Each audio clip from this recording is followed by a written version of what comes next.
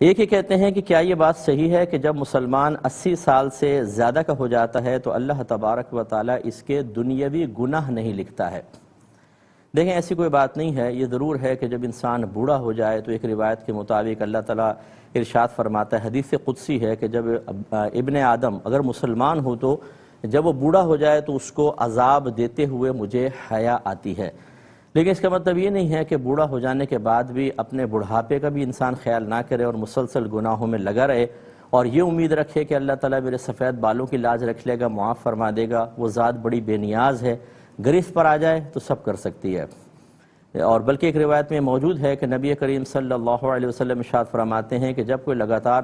نافرمانیاں کر رہا ہو، گناہ کر رہا ہو، حتیٰ کہ اسی طرح اس کی زندگی کے 60 برس گزر جائیں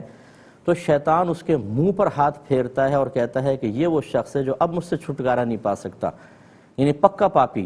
تو بہرحال شیطان کہتا ہے، نبی کریم نے اس کی برائی کو بیان کیا، اللہ ہدایت دینا چاہے تو 60 سال کے بعد بھی دے سکتا ہے۔ اس کا مطلب یہ نہیں کہ نہیں دے سکتا یا نہیں ملتی ہے، لیکن یہ ضرور ہے کہ اتنا طویل عرصہ گناہ کرنے کے بعد بہت کم لوگ ہوتے ہیں جو گناہ چھوڑ کر اللہ تعالیٰ کی طرف مائل ہوں۔ یہ تو ہے، لیکن 80 سال کا ہو کے اس کے بعد گناہ نہیں لکھے جائیں گے، ایسی کوئی بات نہیں ہے۔